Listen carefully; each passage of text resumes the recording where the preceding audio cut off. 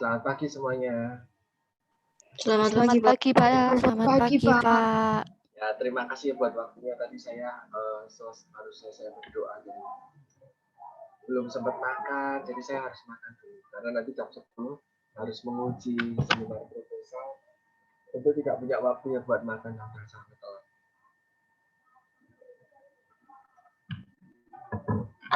Oke, terima kasih sekali waktunya ya. Terus, ini saya butuh lagi programnya. Nah, kita ketemu di ekonomi pangan pertemuan ke-8. Kemarin sama Bu Ima sudah kok nggak keras suara kita. Sebenarnya saya minimize dulu. Kemarin dari kalian sudah ketemu sama Bu Ima di pertemuan 1, 2 dan sampai ke 7. Nah, ini saya dapat bagian untuk menjelaskan tentang harga pangan dan gizi. Nah, harga pangan dan gizi di sini itu artinya kalau harga pangan teman-teman tentu sudah bisa menebak apa sih yang disebut dengan harga pangan. Misalnya tadi saya tadi sarapan pakai nasi kuning karena susah sekali cari makanan di sekitar kampus sekarang ya di bulan puasa ini. Nah, karena saya tidak bisa tunjukkan karena sudah tinggal bungkus ya, saya tunjukkan jajanan tradisional yang tadi sengaja saya beli. Di sini saya punya ada ya kameranya nyala. Ini saya punya bakpao, bakpao bolu kukus. Ada 2 jenis bolu kukus biasanya. Bolu kukus pertama warnanya coklat, ini pakai gula Jawa katanya penjualnya. Yang satunya warnanya putih. Masing-masing harganya 2.000. Nah, ini harga pangan. Bolu kukus 2.000 itu harga pangan. Nah, yang disebut harga gizi adalah di bolu kukus ini ada gula, ada karbohidrat ya. Ada karbohidrat, ada mungkin sedikit protein karena dia pakai telur juga. Nah, harga proteinnya itu berapa? Harga karbohidratnya berapa per gram karbohidrat? Nah, itu yang perlu kita hitung. Nah, hari ini kita belajar tentang itu. Jadi tidak hanya mencari, menentukan, atau mengetahui tentang harga pangan. Ini makanan, kalau pangan tuh ya ini dibuatnya dari tepung beras misalnya. Maka harga tepung beras berapa gitu. Bukan hanya itu, tetapi sampai ke harga gizinya berapa. Yang terkandung di dalamnya itu ada zat gizinya, terus harganya berapa. Nah, itu yang kita akan pelajari hari ini. Nah, hari ini konten kita untuk diskusi ada intermezzo dulu di awal tadi sudah saya sampaikan, terus ada introduction nanti, ada beberapa pendahuluan, terus kita kenalan juga dengan beberapa harga pangan, terus manfaatnya apa sih kita belajar tentang topik hari ini, dan nanti ada kita bikin latihan soal. Nah, karena ekonomi pangan dan gizi itu adalah mata kuliah yang nggak jauh-jauh dari hitung-hitungan ya. Baik hitung-hitungan yang kecil kayak tadi ini saya mengambil contoh salah satu jenis makanan gitu. Terus sampai ke hal yang lebih besar lagi, misalnya bisa menentukan kebutuhan ekspor, kebutuhan impor, jadi kebutuhan satu negara. Itu bisa dihitung lewat pertemuan kita beberapa waktu ke depan.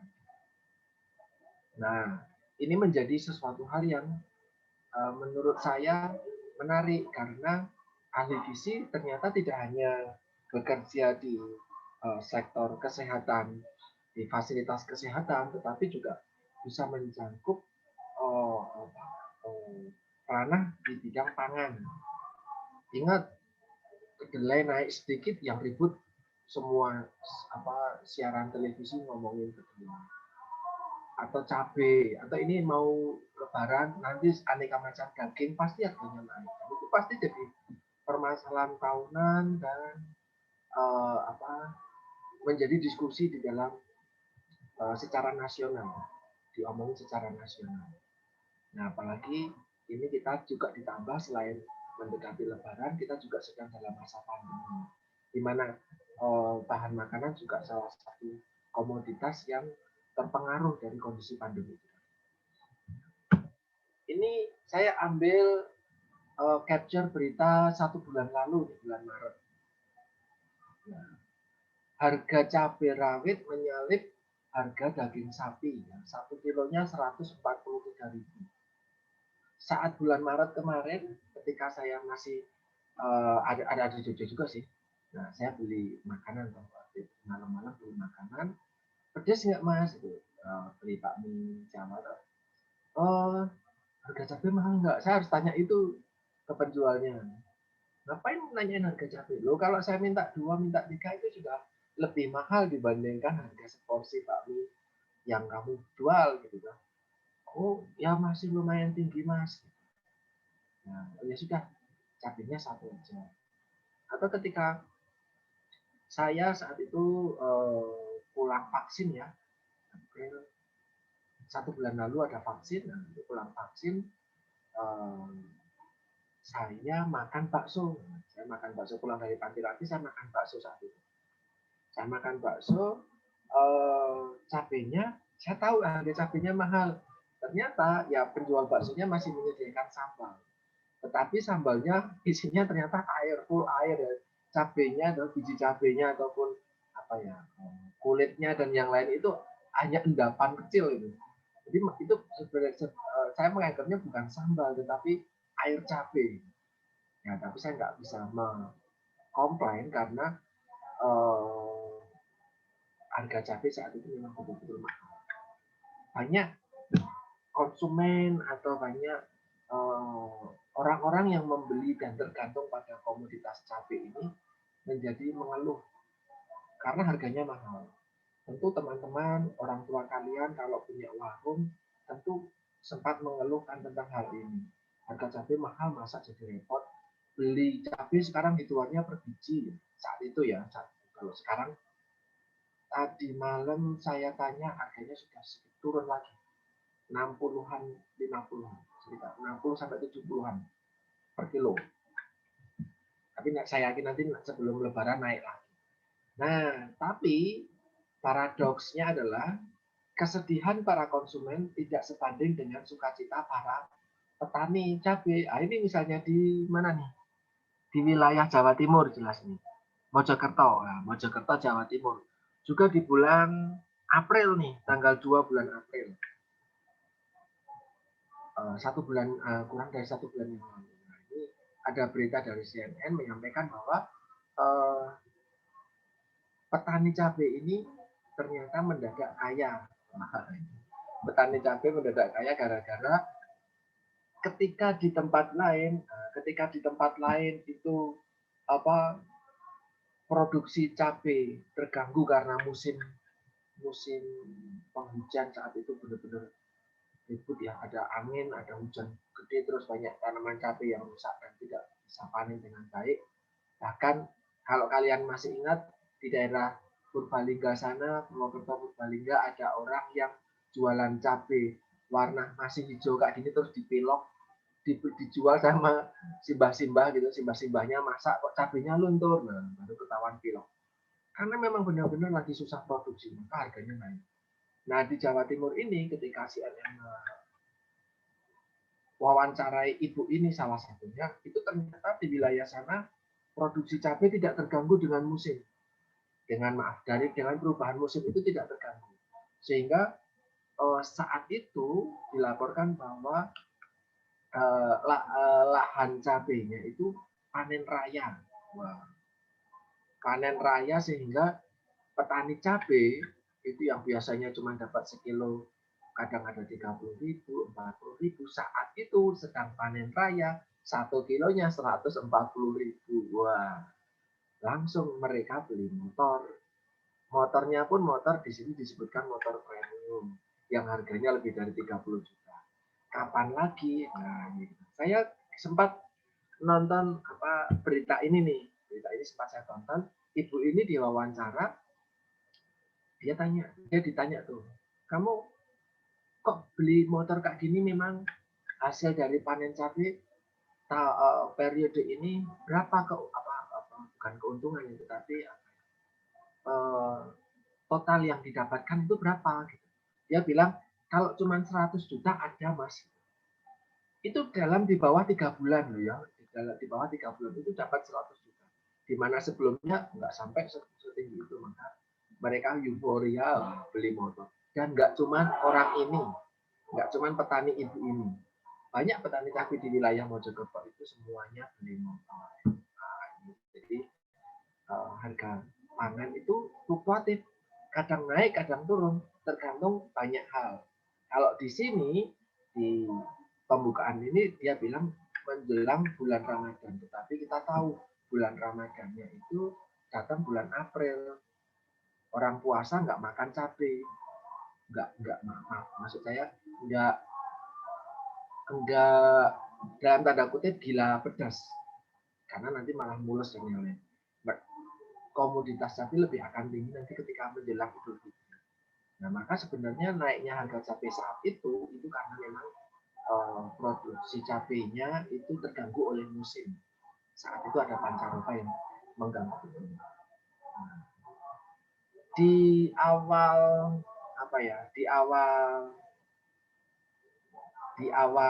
pandemi tahun lalu, kalau teman-teman ingat, harga jahe juga naik. Jadi file presentasi ini saya produksi, saya ketik itu sejak tahun lalu, sejak benar-benar saat pandemi, di mana ada banyak hal terkait bahan makanan itu harganya nggak wajar saat itu. Nah, jadi kalau teman-teman mendapatkan file dari kakak senior gitu misalnya, ya timelinenya mirip, template-nya mirip, tetapi konten di dalamnya banyak sudah saya perbaiki, sudah saya sesuaikan dengan yang era sekarang, yang bulan ini, Maret April ini, termasuk tadi yang soal cabai. Kalau tahun lalu yang sedang naik luar biasa tinggi adalah jahe, karena waktu itu bulan Maret sama bulan April 2020 sedang diawalinya masa pandemi. Orang lagi bingung-bingung, ini COVID cara menyembuhkannya gimana ya, lewat makanannya. Oh, ada orang bilang, waktu itu bahkan Anji, kalau teman-teman ingat, mewawancarai salah satu orang disebut dokter, tapi ternyata sama sekali bukan dokter dan profesor juga bukan, gitu ya. Dia jualan jamu. Makan jamu ini, produk ini, ya, sampai akhirnya ditangkap polisi saat itu. Nah, itu ada orang lain juga dari peneliti-peneliti mana bilang, kita kaya akan herbal. Nah, salah satunya adalah jahe. Mari kita bisa mengonsumsi jahe. Itu diomongin sekali aja, just gitu kan, masuk ke TV langsung harga jahe naik meroket. Jadi kalau di presentasi saya yang tahun lalu, pembukaannya adalah harga cabai yang benar-benar meroket ketika di awal pandemi, yang tadinya paling cuma 20.000, 25.000 1 kilo, saat itu menjadi sampai 100.000, 90.000 per kilo jahe. Nah, itu luar biasa naik. Karena apa? Bukan karena susah produksi saat itu naiknya, tapi tingginya permintaan. Produksinya kan tetap, jahe tidak dipengaruhi sama musim-musim, tetapi yang minta banyak, jadi petaninya menaikkan harga. So, kita hari ini belajar dari dua hal yang saya sampaikan. Harga naik itu salah dua, itu dipengaruhi oleh permintaannya naik, atau dipengaruhi oleh produksinya lagi susah, sehingga barangnya langka. Barangnya langka, permintaannya tetap ada atau bahkan mungkin permintaannya naik, harga jadi naik. Itu tentu prinsip ekonomi secara dasar ya, teman-teman tentu bisa memahami itu dengan baik. Selain dua hal itu, banyak hal-hal lain yang mempengaruhi komoditas, harga komoditas itu, tetapi kita tidak akan membicarakan hal itu lebih lanjut. Nah, di sini teman-teman bisa melihat nih gambar daftar harga pangan yang naik menjelang Ramadan. Sekarang kita masuk bulan Ramadan, kita bisa sadari betul aneka macam sayuran naik, bumbu dapur naik, tempe naik, daging naik, jadi semuanya naik. Beras naik atau enggak? Saya nggak tahu ya. Sudah lama nggak nempur. Nah, tetapi kalau kita lihat lauk ya, lauk nabati mulai dari tempe di sini ya harganya nggak naik, tetapi lebih kecil. Nah, tempenya jadi malnutrisi, tempenya kurus gitu. Nah, tahunya naik, nah, tempe nggak naik karena kalau tempe naik nanti ribut satu Nusantara.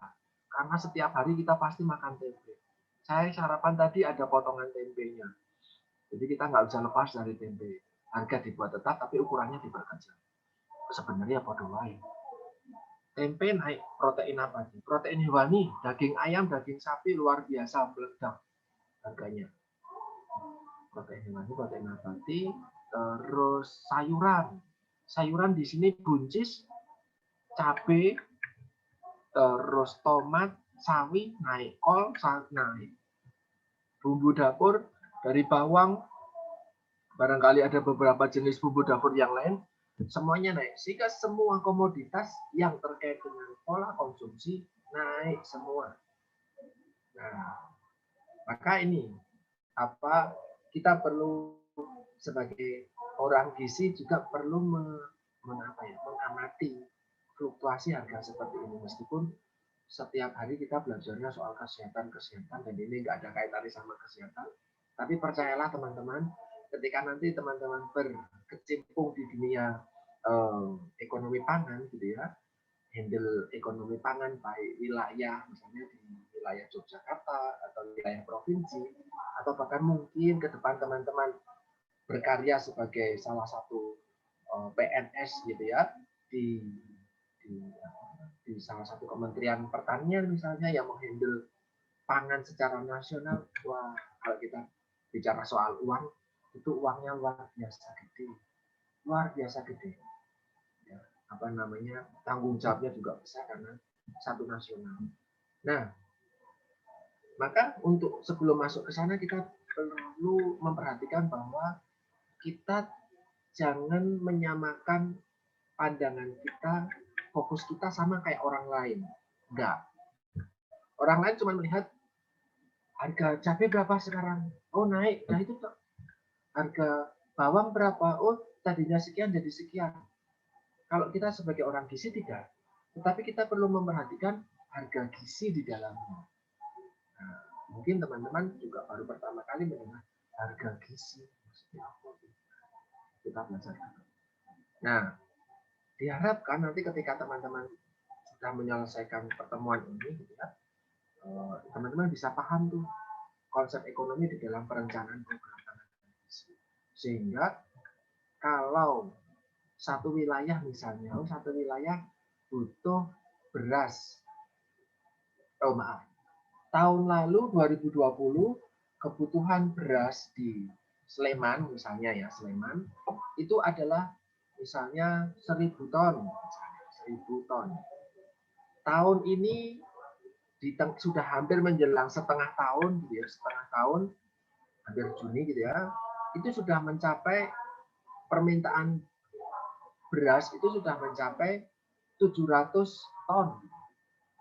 Nah, maka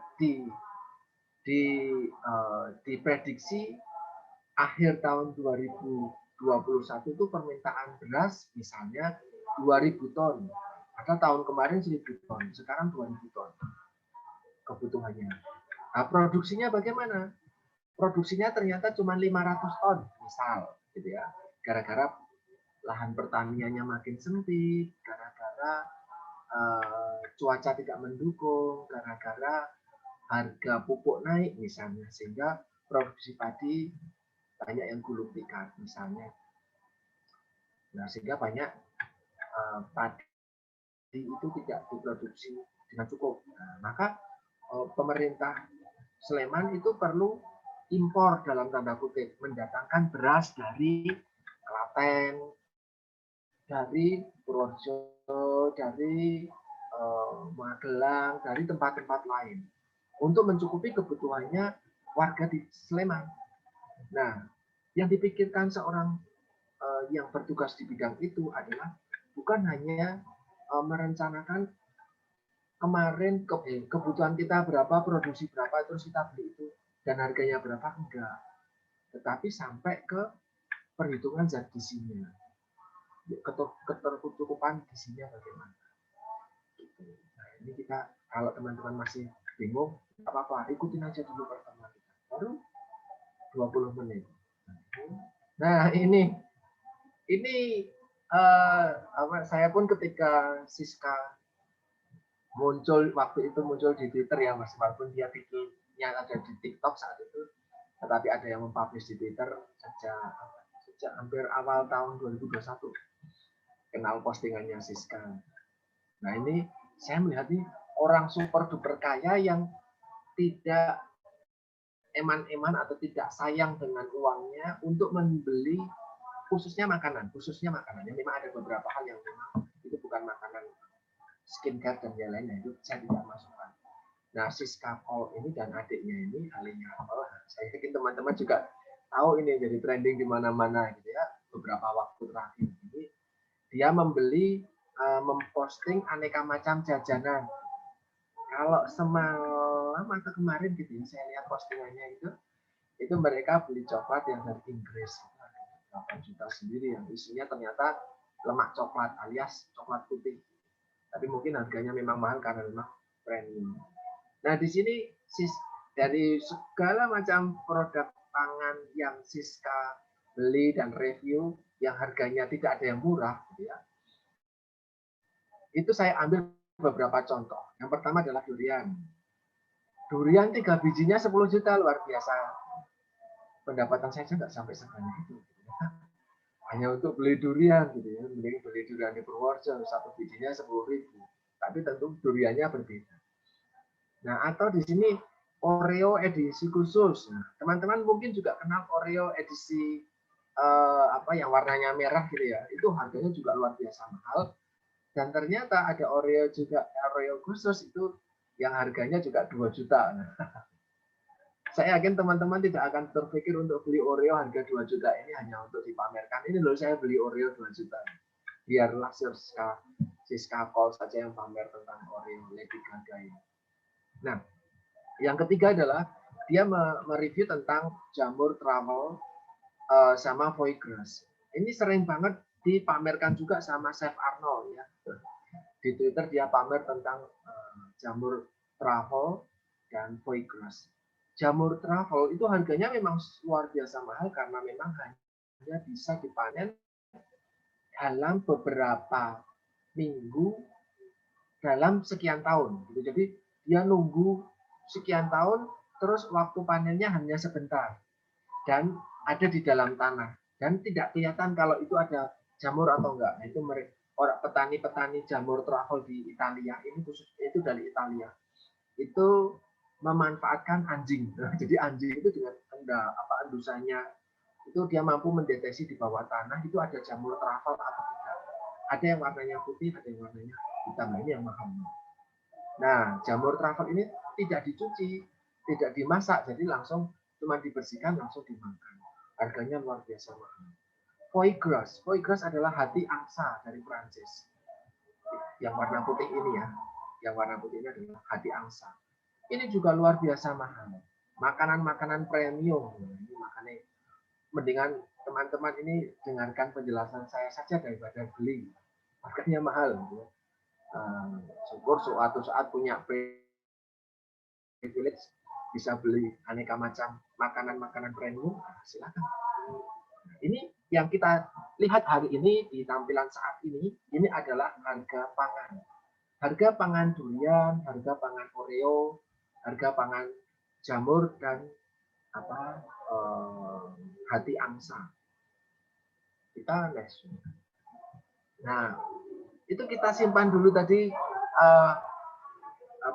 review dari Siska Cole. Nah, ini prinsip ekonomi yang tadi sudah sempat saya singgung secara singkat. Ada prinsip ekonomi. Kalau kita sebagai konsumen itu tentu berbeda dengan yang produsen ya.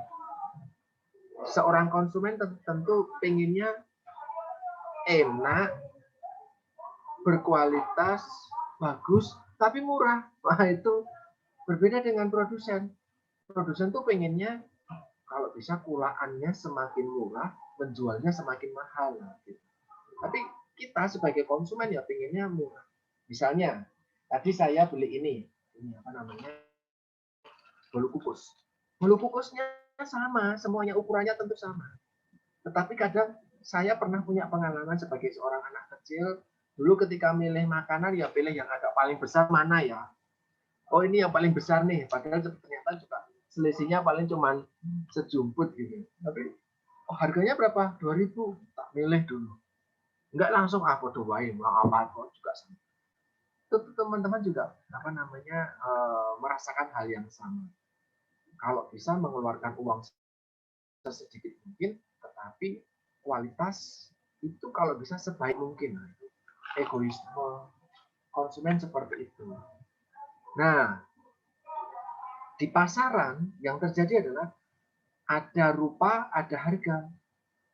Kalau kamu mau sesuatu yang enak, yang berkualitas baik, ya harganya lebih mahal dong. Contohnya misalnya ada apa ya di ruangan saya. Misalnya saya minta sesuatu makanan buat saya ambil contoh. Misalnya kopi. Kopi. Kopi itu ada kualitasnya, ada grade-nya. Kalau teman-teman beli kopi, misalnya yang saya punya ini adalah ini.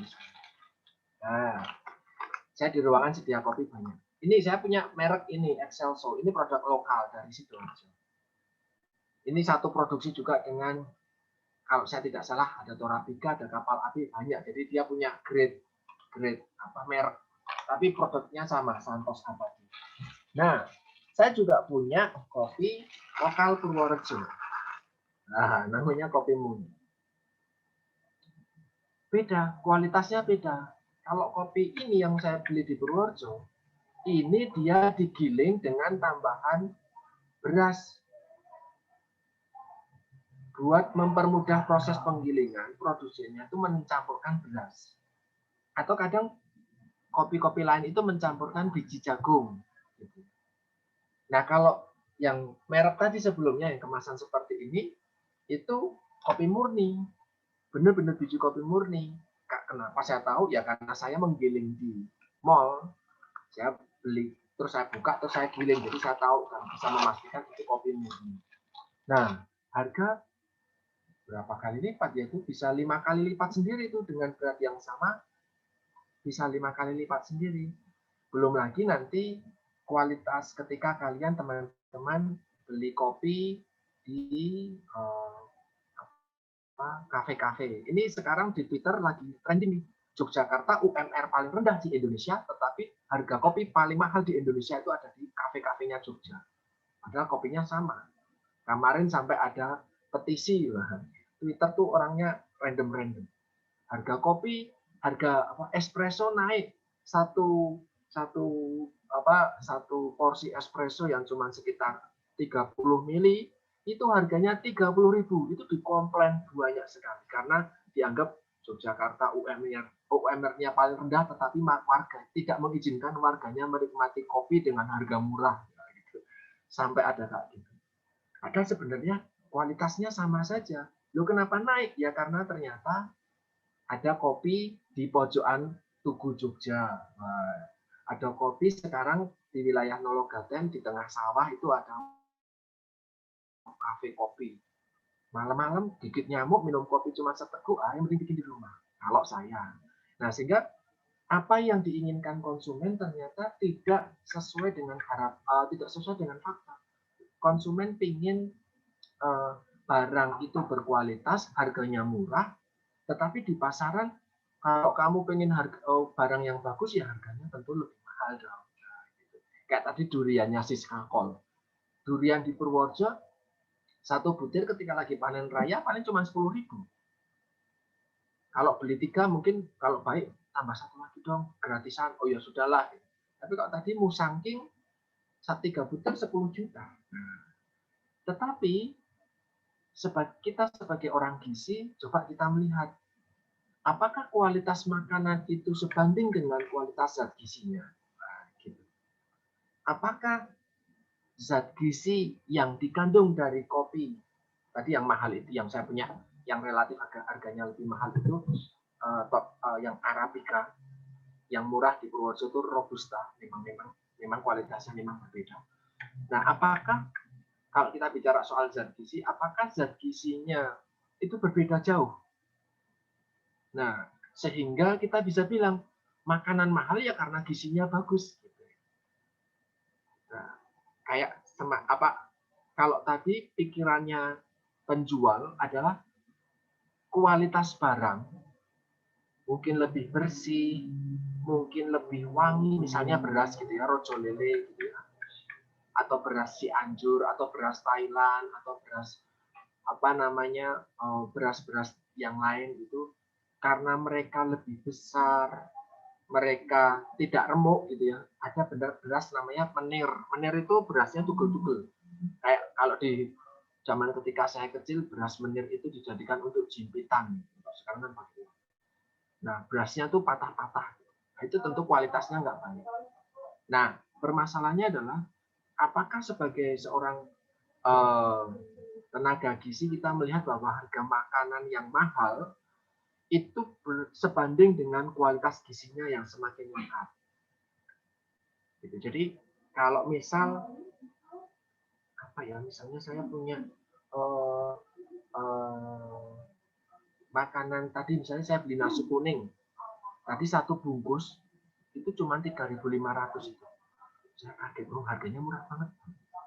Terus saya juga pernah beli nasi kuning di Kinder Joy lagi. Apa namanya? Ya itu dekat jembatan merah. Itu harganya belasan ribu. Apakah harga yang belasan ribu karena zat gizinya lebih banyak ya? Nah, maka saya berpikir itu. Padahal kita punya pesan kesehatan adalah makanan yang sehat itu tidak harus mahal. Nah, maka poin keempat di sini dalam konsep ekonomi makanan adalah membeli jangan hanya terpaku pada harga pangannya. Oh, karena ini harganya murah saya beli Jangan-jangan apakah barang yang murah kualitasnya baik atau apakah barang yang murah itu zat gizinya juga sedikit, atau justru kita bisa lebih fokus, kita bisa memperhatikan harga zat gizi. Nah, apa zat gizi kita belajar lagi? Nah, kita masuk ke harga pangan. Harga pangan adalah jumlah uang yang harus kita keluarkan untuk membeli sesuatu dengan ukuran sesuatu. Ketika saya beli misalnya tadi kopi deh, misalnya saya ambil kopi, ini ukuran 200 gram ya harganya 100.000. Barangkali ketika ada yang versi 100 gram ya tentu harganya jadi separuhnya. Jadi ada ukuran tertentunya. Nah, kalau kita kaji lebih lanjut, harga pangan pada akhirnya akan menentukan harga gizi. Kita akan cek. Ini contoh harga pangan. Beras, ini kalian bisa lihat dari gambar, beras pera, super. Nah, ini buat nasi goreng nih. Harga beras pera itu yang nggak lengket satu sama lain, perok. Karena amilopektinnya banyak. Nah, beras pera, itu harganya 10.000 1 kilo. 1 kilo. Nah, maka kita breakdown menjadi gram. Maka kalau kita belinya cuma 1 gram, beli beras 1 gram. Nah, maka kita hanya perlu membayar 10 rupiah. Tapi mungkin akan dimarahi sama penjualnya. Saya nggak punya timbangan dalam gram. Dan saya tidak punya kembalian 90 rupiah kalau kamu membayarnya pakai angka 100 rupiah kerincing. Nah, atau harga durian 1 kilonya 50.000. Ini di luar kulit ya, karena kita nggak makan kulit. Harga durian 50.000 1 kilogram. Maka kalau dibuat dalam satuan gram, ya tinggal dibagi 1.000, 50 rupiah per gramnya. Kita pegang ini betul-betul. Silahkan teman-teman, saya mencoba untuk menjelaskan dengan pelan agar teman-teman paham, karena nanti akan banyak hitung-hitungan sampai akhir. Bisa sambil dicatat di kertas. Harga beras 10.000 1 kilo atau sama dengan 10 per gram. Kita next. Tadi saya bilang harga pangan akan menentukan harga gizi. Nah, apa harga gizi? Harga gizi ya uang yang harus dibayarkan untuk mendapatkan zat gizi tertentu pada satuan tertentu. Zat gizi tertentu pada satuan tertentu. Kita coba next dulu. Nah, harga zat gizi itu perhitungannya adalah harga pangan dibagi jumlah zat gizi yang terkandung di dalam pangan tersebut. Hitungan akhirnya, misalnya harga protein itu sekian rupiah per gram, harga energi itu sekian rupiah per kilokalori. Jadi per satuannya tuh tidak harus selalu gram, tetapi kalori pun bisa. Nah, ini saya kasih tanda warna kuning. Semakin besar persentase berat dapat dimakan, harga zat gizinya jadi lebih murah. Maksudnya apa? Nah, kita cek dulu. Teman-teman bisa sambil catat. Semakin besar persentase BDD, maka harga zat gizinya akan lebih murah. Kita simak dalam contoh berikut. Contoh pertama, masih dengan penjual beras yang sama. Harga beras Pro 10.000 1 kilogram. Gitu ya. Diketahui harga beras Pro 10.000 sekilo. Harga energi di dalam beras itu setiap 100 gram ini dari aplikasi Nutrisurvey 360 kilokalori. Nah, berat dapat dimakan dari beras adalah 100%. Maksudnya adalah ketika kita masak beras, kita kan beli beras, bukan beli padi. Yang kita beli adalah beras. Ketika kita beli beras 1 kilo, ya 1 kilo itu bisa kita makan sepenuhnya. Tidak ada yang kita sisihkan karena itu tidak bisa dimakan. Maka berat dapat dimakannya adalah 100%. Sebenarnya saya punya buku tentang persentase BDD. Nah, saya punya buku ini teman-teman, apa namanya, kelihatan ya. Nah ini, saya tidak tahu apakah di pasaran akan ada atau tidak karena saya mendapatkan buku ini ketika mengikuti sebagai salah satu peneliti. Di sini disebutkan daftar berat dapat dimakan dari semua jenis makanan yang ada di Indonesia. Saya kasih contoh. Misalnya beras tadi 100. Jelas ya, kita beli beras 100. Atau jagung pipil. Jagung pipil itu ternyata cuma 90. Kenapa? Maka ada 10% yang tidak bisa dimakan. Misalnya adalah ada potongan bagian tengahnya itu misalnya. Jagung muda untuk direbus. Ternyata BDD-nya cuma 28. Nah, 72-nya kemana? Ya 72-nya kamu buang dalam bentuk kulit jagung, bonggol jagung, rambut jagung. Itu kan kamu beli juga, tapi kan kamu nggak makan. Gitu?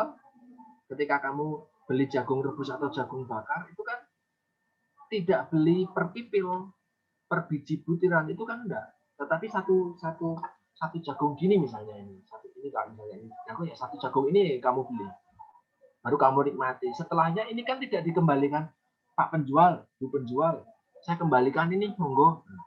Kan tidak, itu kamu buang. Padahal kamu beli juga. Nah, maka berat dapat dimakannya jagung kalau dari tabel buku ini hanya 28. Tepung terigu, bakmi, misoa itu 100 karena sepenuhnya itu kita bisa konsumsi. Kalau misalnya telur, nah telur kita coba telur.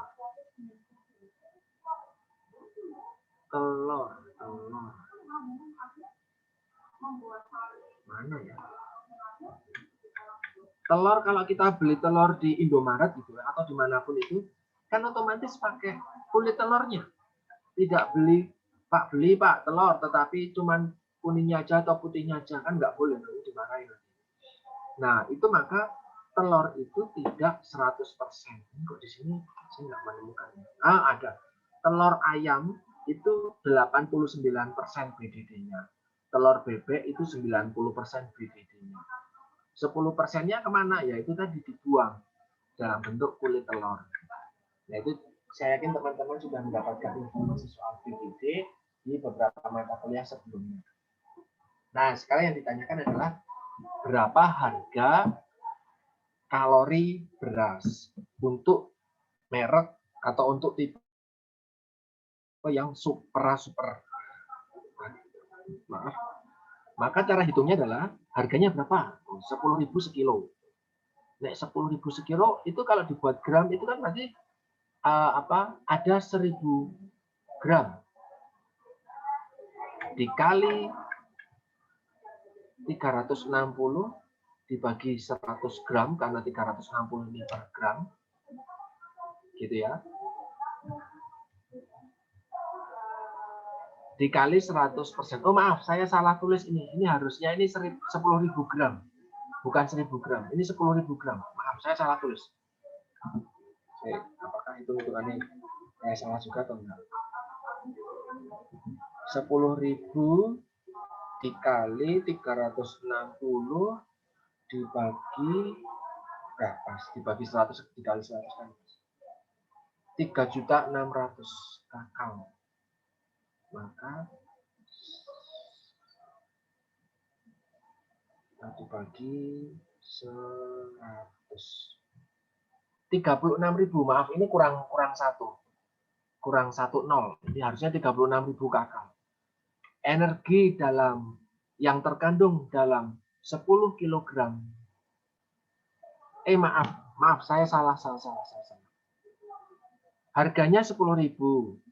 Energinya ini adalah energi per kilogram. 1 kilogram beras itu energinya 3.600. Ini 10.000 gram itu karena hitungannya adalah kita belinya 1 kilo.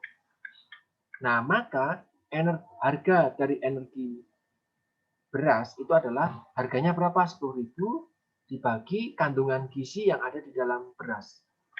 Hari ini kita belajarnya tentang energi. 3.600, maka harga per kalorinya adalah 2,7 rupiah. Nanti ketika saya tanya, coba kamu tentukan harga protein dari beras. Jadi beras itu juga mengandung protein ya. Setiap 100 gram beras itu mengandung 4 gram.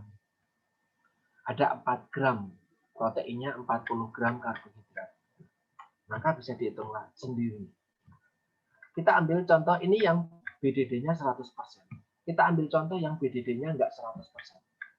Misalnya jagung pipil ini kita bertemu dengan petani yang baru. Wah, jagung pipil, mereka menjual jagung pipil sudah dibuat per biji, tetapi barangkali ada yang tidak bisa dikonsumsi dengan tidak bisa dimakan. Misalnya kadang ada campuran kulitnya, kadang ada pecahan bonggol dan yang lain. Sehingga BDD jagung itu diketahuinya 90%. Harga jagung 1 kilonya 5.000. Energinya setiap 100 gram adalah 360. Berapa harga kalori dari jagung? Nah, ini cara menghitungnya. Harga kita tahu itu harganya 5.000 sekilo. Energi dari 1 kg jagung adalah sekitar 3.000 kalori. Maka harga energi jagung itu 158 per kalori. Gitu. Kalau nanti harga jagung ini adalah 10.000, maka nanti akan lebih mahal lagi. Kan dikali 2. Ini yang menyebabkan tadi saya sampaikan di depan, saya kembali lagi sebentar, bahwa semakin tinggi persen BDD, semakin murah harga zat gizinya. Maka kita bisa ngomong, kalau beras 100% BDD, harga kalorinya adalah 277, maka kalau jagung yang BDD-nya adalah 90%, kalau dijualnya adalah sama-sama 10.000, maka 10.000 dibagi 3150. Harga energi dari jagung adalah 3,17 rupiah. Lebih tinggi dibandingkan harga beras yang 277 rupiah per kakalnya.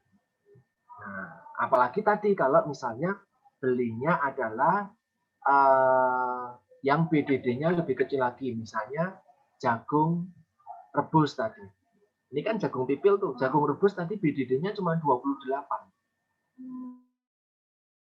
Maka harga energi dari jagung rebus lebih mahal banget. Nah, apa sih manfaat dari kita belajar hal-hal seperti ini? Ini, suatu saat itu kita bisa memberikan alternatif untuk orang-orang dari harga paling mahal sampai harga termurah dengan memperhatikan harga pangan dan harga zat gizi yang ada di dalamnya. Kita juga bisa merencanakan menu untuk mensyaratkan kandungan zat gizi dengan biaya tertentu. Ini misalnya ketika mau bikin produk, nanti kalau kalian mengembangkan produk kalian bilang, bolu kukus buatan saya ini diperkaya oleh zat gizi A, B, C, D. Karena ada zat gizi A, B, C, D, ini warnanya berbeda ya. Saya sengaja beli warna berbeda. Ini dengan gula Jawa, Mas. Kalau ini pakainya gula pasir, harganya lebih mahal ini, Mas. Oh gitu, hanya karena gulanya berbeda. Iya, Mas. Padahal ukurannya sama, beratnya sama, yang bikin juga sama orangnya. Tapi gara-gara ini pakai gula Jawa, maaf, ini harganya bisa lebih mahal. Nah, dia punya alasan, karena pakainya gula Jawa, Mas.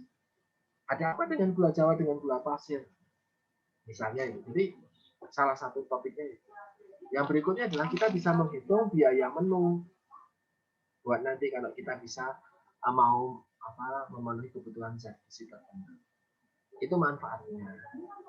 Nah, sekarang kita coba berlatih soal ini. Nah, silakan teman-teman bisa mencatat di kertas. Ya, siapin kalkulator, terus mencatat di kertas. Ini soal pemanasan dulu. Ada cara menjawabnya, ada jawaban akhirnya juga. Saya punya beras, saya punya jagung pipil ya ini ya. Saya punya pisang, tentu saya beli pisang masih pakai kulitnya ya, enggak pisang mentah diplastikin, kan enggak ada pisang diplastikin ya. Ini pisang masih ada kulitnya. Saya beli ubi juga masih ada kulitnya. Ini kalau kalian lihat harganya memang berbeda-beda. Ya, 1 kilonya saya beli beras 1 kilo, jagungnya 1 kilo, pisang 1 kilo, ubinya 1 kilo. BDD-nya beda-beda. Beras 100, jagung 90, pisangnya 75 karena ada 25%-nya itu adalah kulit, saya nggak makan kulit. Ada BDD ubi juga 95 karena kulitnya tipis. 95. Nah, harga pangan per gramnya, per gram BDD adalah harganya 10.000. Saya buat warnanya berbeda biar teman-teman bisa mengikuti. BDD-nya 100, maka harga pangan per gramnya adalah 10 rupiah, 4 rupiah, 6 rupiah, 5 rupiah per gram. Oke? Kita di sini tidak menghitung kulit karena kita nggak makan kulit. Maka yang dipakai adalah BDD. Kenapa beras nggak kok 100? Ya, karena saya nggak beli kulit beras. Kecuali saya beli beras yang sok-sok gitu ya, masih ada kulitnya, bekatulnya gitu lah, monggo. Tapi ini beras secara umum. Nah, tadi harga beras, jagung, pisang, ubi. Harganya sekian, BDD-nya sekian. Ketika saya cek di Nutrisurvey, energinya beras per 100 gram BDD itu 360, kalau jagung 360, kalau pisang ini per 100 gram BDD ya. 100 gram pisang itu 100 kalori juga, ubi 120.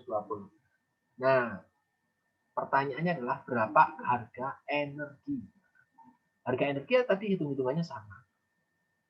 1 kilogram ya toh, dikali 360 karena kontennya 360 per 100 gram dikalikan 100% karena BDD-nya 100. Maka ketemu 3.600. Harganya 10.000 per kilo. 1 kilo kalorinya 3.600. Maka saya bisa bagi harga kalorinya 2,7. Begitu juga tentang jagung 1,5, pisang 10 rupiah, ubi 5 rupiah per kakao, ya, per kalori. Itu kalau energi. Nah, kandungan di dalam beras, jagung, pisang, dan ubi juga ada proteinnya. Saya ambil contoh protein. Di dalam 100 gram beras, itu ada 8 protein. Ini sesuai dengan literatur. Tentu beda-beda. Tadi saya sampaikan 4. Ya, tentu berbeda-beda. Tapi pakailah literatur yang sama. Monggo. Jagung proteinnya ada 6. Pisang proteinnya ada 2. Ubi proteinnya ada 4. Gitu ya. Harga protein berapa? Ya sama kayak harga energi rumusnya. 1 kilogram dikali 8 gram per 100 gram dikalikan 100%, ya, ketemunya 80. 1 kilogram beras 10.000, proteinnya ada 80, ya, maka tinggal dibagi. Maka harga protein beras itu 125. Harga protein jagung 92, harga protein pisang 500, harga protein ubi 150 rupiah. Nah, itu. Ini soal pemanasan dulu. Oke. Nah, sambil teman-teman mencatat di kertas, karena kita nggak bisa menampilkan 2 slide secara bersamaan, teman-teman bisa mencatatnya. Satu contoh dulu boleh, yang BDD-nya 100, yang BDD-nya kecil juga bisa. Selanjutnya, kita coba next dulu. Nah, saya punya tugas buat teman-teman. Karena saya punya tanggung jawab untuk mendapatkan nilai juga dari tugas dari koordinatornya adalah Bu Ima. Ada beras, ada pisang. Harga beras saya beli 1 kilonya 10.000 rupiah. Harga pisang 1 kilonya 15.000. BDD-nya sekian. Energi dan proteinnya sekian. Ya, itu diketahuinya itu.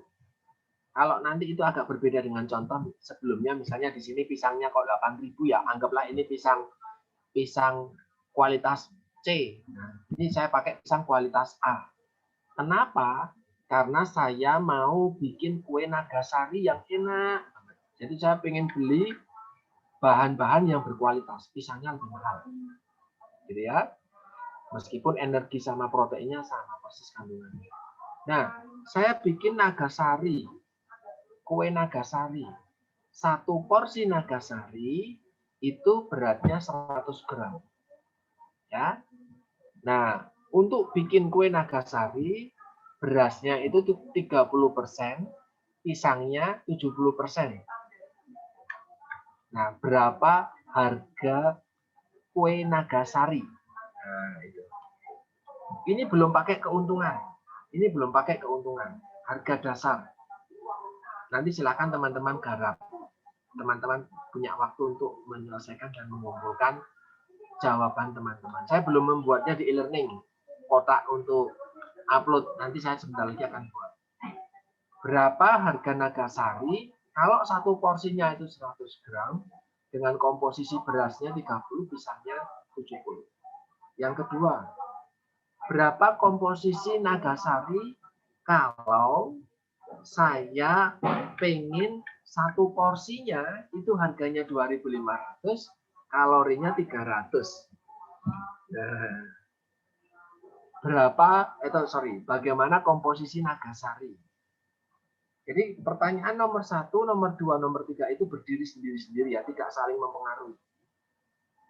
Bisa jadi nanti berasnya 25%, pisangnya 75%. Monggo. Tapi hitung-hitungannya adalah kalorinya itu sekitar 300 kalori. Boleh kecil, lebih tambah, boleh kurang sedikit boleh. 299 boleh, 305 boleh. Sekitar 300 kalori dan harganya 2.500. Berapa komposisinya? Berasnya berapa, pisangnya berapa? Pertanyaan ketiga, saya mau bikin kue Nagasari buat tambahan makanan anak-anak sekolah biar mereka nggak gizi buruk pakai kue Nagasari. Energinya minimal 300, proteinnya minimal 5. Saya nggak peduli karbohidratnya berapa, energinya berapa. Maaf, karbohidrat, maaf, kita nggak bicara karbohidrat. Yang penting proteinnya minimal 5 gram. Mau itu diambil dari pisang, boleh. Mau itu diambil dari beras, boleh. Tetapi harganya harus di bawah 3.000. 2.000 boleh, 1.000 boleh, 2.500, 2.999 boleh. Bagaimana komposisinya agar memenuhi syarat tersebut. Nah, itu jadi tugas untuk teman-teman. Harga kue, komposisi kue, yang kedua juga komposisi kue juga, tetapi ada syaratnya. Energinya sekian, harganya harus sekian, proteinnya sekian. Ini kalau teman-teman sudah khatam, sudah paham ya, bukan hafal ya, saya nggak peduli kalau kalian hafal. Paham betul tentang ini, maka nanti ketika teman-teman mendedikasikan diri sebagai seorang entrepreneur, wah, penelitiannya mau makanan gitu ya, ketika skripsi depan, informasi perkuliahan hari ini sangat bermanfaat buat teman-teman. Jadi kalau kemarin cuma mikir ke, saya beli beras, saya beli pisang sekian-sekian, saya produksi dapat sekian, maka harga dasarnya adalah 3.000 ya, biar untung ya, ditambah harga gas, harga capek, harga ide 4.000 lah. Kita sekarang tidak berpikir tentang itu, kita berpikirnya tentang zat gizinya. Jadi sudah jauh lebih baik lah. Itu teman-teman. Nanti file ini akan saya posting di e-learning sebentar. Nah, apa yang bisa menjadi kesimpulan kita? Kesimpulan kita adalah ketika kita dalam kacamata ekonomi pangan, itu kita nggak hanya memperhatikan harga makanan saja. Harga beras naik, harga cabai turun, dan yang enggak. Tetapi kita juga memperhatikan harga dari zat gizi. Harga pangan adalah berapa yang kita harus belikan, bayarkan, untuk mendapatkan pangan dalam jumlah tertentu. 1 kilo, 1 liter, 10 kilo atau berapa, atau 1 biji mungkin. Misalnya tadi durian dijualnya bukan per kilo misalnya, ada yang jualnya per biji. Kalau durian tertentu memang dijualnya per kilo, jadi kamu membayar kulitnya juga. Nah, harga zat gizi adalah nilai yang kita harus bayarkan juga untuk membeli atau membayarkan zat gizi di dalam satu makanan dalam jumlah tertentu. Bisa kalori, maka pakai kakal ya, energi pakai kakal. Bisa zat gizi tertentu ya, maka pakai gram. Itu yang bisa saya sampaikan hari ini. Ada yang ingin ditanyakan teman-teman semuanya?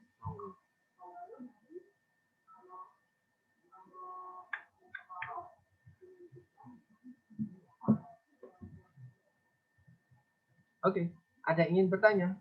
Dipersilakan.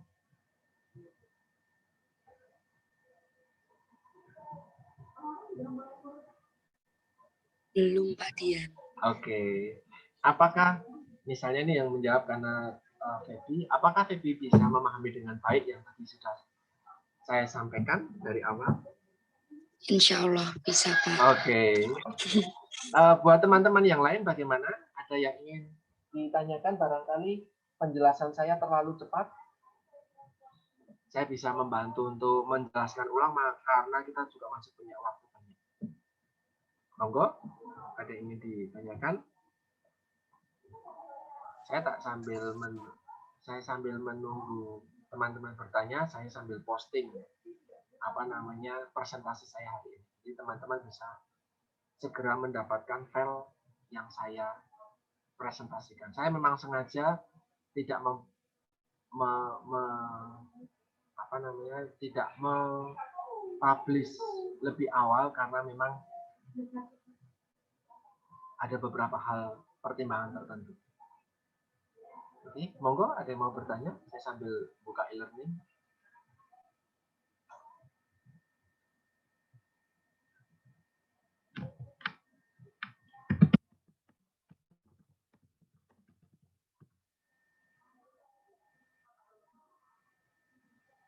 Teman-teman, di sini bisa dipahami dengan baik. Saya mumpung orangnya cuma sedikit ya di sini. Cuma berapa nih? 17, 15 orang. Dari awal. Elizabeth, apakah paham dengan baik sepenuhnya? Bisa dipahami, Pak. Oke. Di sini ada juga Greg. Greg, bagaimana Greg bisa dipahami, Greg? Ada yang Bisa saya pahami, Pak. Terima kasih. Oke. Ya, ketika kita bicara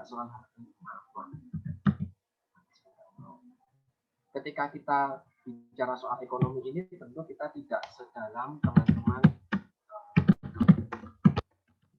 teman-teman yang mempelajari ekonomi secara makro dan mikro, karena memang fokus kita bareng-bareng itu tentu berbeda dengan mereka.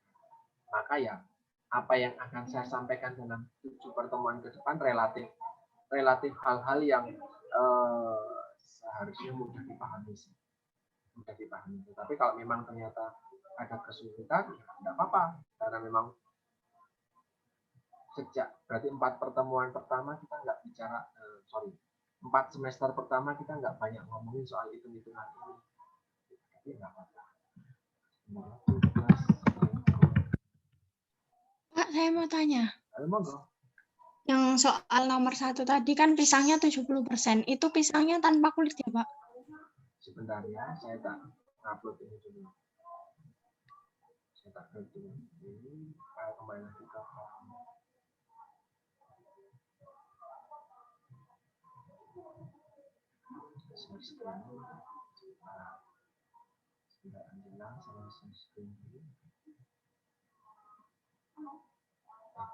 Nah, kelihatan ya. Gimana tadi pertanyaannya, maaf?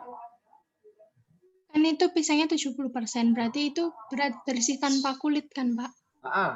Sudah. Ya kan kita bikin Nagasari nggak pakai kulit pisang. Iya, Pak, makanya saya tanya. Sudah dalam bentuk pisang tok. Tapi ingat, kita ada BDD-nya toh, 75% ini untuk menentukan berat harga itu nanti. Saya kembali lagi, BDD itu nanti diperlukan untuk menghitung harga protein sama harga energi. Ya, jadi meskipun pisang di sini memang ya kita nggak pakai kulit pisang, tetapi informasi tentang BDD ini itu akan kalian gunakan di dalam pertanyaan selanjutnya. Mungkin di pertanyaan ini mungkin tidak. Pertanyaan ini 30% beras ya, artinya ya beras 100% BDD, seluruhnya beras. Pisang ya seluruhnya buah pisang, bukan nggak pakai kulit. Nah, dasarnya gitu. Pertanyaan pertama tuh simple banget. Saya mau bikin nogosari 100 gram ya, satu biji misalnya 100 gram. Komposisi utamanya pisangnya yang banyak. Berasnya cuma sedikit 30%, pisangnya 70%. Ya, dalam menggarap tugas ini jangan menganggap kalau nogosari di tempat saya lebih banyak berasnya, jadi itu di tempatmu. Di kasus saya enggak. Saya lebih suka pisang. Jadi didominasi pisang. Nah, saya gitu ya. Itu paling gampang ya. Itu Angela. Iya, Pak. Berarti soal nomor 1 itu BPD-nya nggak mengaruhi BDD-nya. Karena memang sedang tidak dibahas soal itu. Tapi untuk BDD nanti di pertanyaan berikutnya itu tentu akan berpengaruh karena ada kaitannya sama harga. Gitu. Baik, Pak. Ya. Ingat harga 2.500 ini adalah harga tanpa ngambil keuntungan dulu ya. kita beli dari pasar pisang dan berasnya ini sekian. Dan ketika kita beli pisang, ini ada kulit yang kita buang dan kita membayarnya. Maka di sini BDD-nya 75%. Itu teman-teman nanti bisa upload, saya sudah tulis, saya kasih waktu panjang nih 7 Mei seminggu gitu ya, ada 14 anak, silakan bisa menguploadnya segera nanti digarap, nggak usah nyontek, kerja bareng boleh terserah, yang penting kalian tujuannya paham. Nanti ketika ujian saya mengeluarkan soal kan, kalau kalian garap sendiri-sendiri bisa lebih paham. Itu garap bareng-bareng, monggo, tetapi semoga tidak nyontek saja. Kalau nyontek ya hasilnya mungkin betul, tetapi nanti ketika kalian saya kasih soal malah kalian nggak bisa garap. Jadi ini kita benar-benar belajar. Itu ya, untuk presentasinya juga sudah saya posting di e-learning bagian bawah sendiri, di bawah UTS gitu ya, ada harga pangan dan gizi, ada file presentasinya. Itu dari saya. Dari teman-teman ada yang ingin ditanyakan barangkali? Atau mau menyampaikan sesuatu? Silakan. Saya mau bertanya. Boleh? Untuk mengerjakan soal tugasnya ini harus melalui Word atau boleh tulis tangan lalu di-scan, Mbak? Di Word aja kali ya. Kalau di tulis tangan atau scan, kalau tulisan tanganmu kayak tulisannya Audrey, nggak apa-apa. Tapi kalau tulisanmu kayak tulisannya si A, itu malah jadi kesusahan saya membacanya. Jadi monggo silakan pakai. Kalau mau pakai tulis tangan ya wis lah rapopo. Tetapi pastikan tulisannya bisa saya baca. Yang kedua, pastikan gambarnya jelas. Jangan yang backlight, jangan yang saya harus mengernyitkan mata buat membacanya. Gitu ya. Jadi hanya untuk dokumentasi bahwa kalian sudah garap si A, si B, si C, ngumpulin dan betul, saya kasih nilai. Kalau enggak ya saya bingung nanti. Paling gampang memang pakai Word. Gitu. Tapi kalau memang kesusahan nggak punya laptop, ya sudah, mau gimana lagi? Cari komputer misalnya gitu. Itu ya, siapa tadi yang tanya ya? Catherine Puji ya kalau nggak salah. Baik Pak, terima kasih. Jadi silahkan diselesaikan. Ya harapannya pakai Word, jadi biar saya print, saya kumpulkan, atau saya nanti bisa dokumentasikan, itu juga sesuatu yang baik bentuknya dalam bentuk Word. Atau nanti bentuknya PDF juga bisa. Karena kalau dibuat dalam bentuk Word, kadang ketika dibuka di punya saya nanti formatnya berbeda-beda. Kalau pakai PDF itu kan sudah fix. Itu ada lagi yang mau menyampaikan sesuatu barangkali terkait dengan topik, bukan hanya terkait dengan penugasannya. Tugasnya itu hanya untuk belajar, kalian belajar sih sebenarnya, biar tahu aplikasinya seperti apa. Ada lagi yang mau bertanya, monggo. Kalau karena buat pertemuan selanjutnya itu adalah banyak hitung-hitungan semua, silakan teman-teman bisa menyiapkan kalkulator kalau punya. Kalau pakai HP ya nggak apa-apa sih, hanya saja kan kalau pakai HP tampilannya nggak panjang tuh. Jadi nanti perhitungan kita yang cukup banyak dikhawatirkan malah nggak tertulis dengan baik, terus banyak perhitungan di handphone ya juga tidak terfasilitasi. Kalau memang kita mau pakai akar, kita mau pakai kuadrat, itu kan lebih susah. Pakai enak pakai kalkulator. Kalau memang ada kalkulator, teman-teman bisa persiapkan untuk mendampingi pertemuan-pertemuan berikutnya yang kita ada beberapa yang memang pakai hitung-hitungan terus. Ini sederhana banget karena cuma jagung, beras gitu ya misalnya.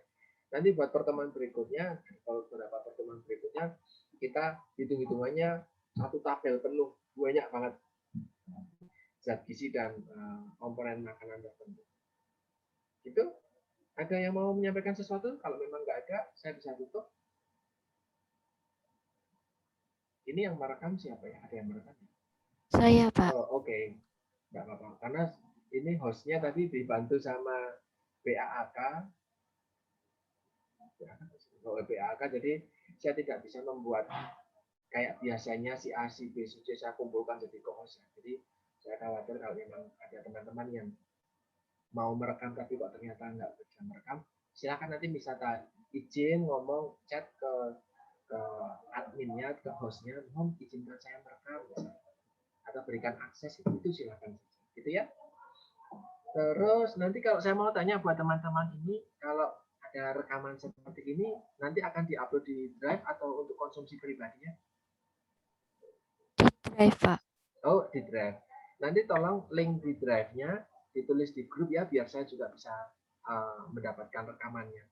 Saya nggak merekam karena laptop saya kalau buat rekam dia terus panas dan nge-hang. Jam 10 saya ada sidang, jadi daripada laptopnya hang, mendingan saya nanti minta linknya gitu ya, kalau memang sudah diposting. Baik, Pak. Oke, terima kasih sekali semuanya teman-teman 2020. Kita memang punya banyak waktu sisa, tetapi memang tidak lagi ada yang ingin didiskusikan, maka kita bisa cukupkan sekarang. Sisa waktu yang ada, teman-teman saya harapkan bisa menyelesaikan contoh soal tadi dan bisa segera kumpulkan. Meskipun saya memberikan waktunya sampai 1 minggu. Jadi mumpung masih ada waktu, ya daripada buat besok ada tugas yang lain.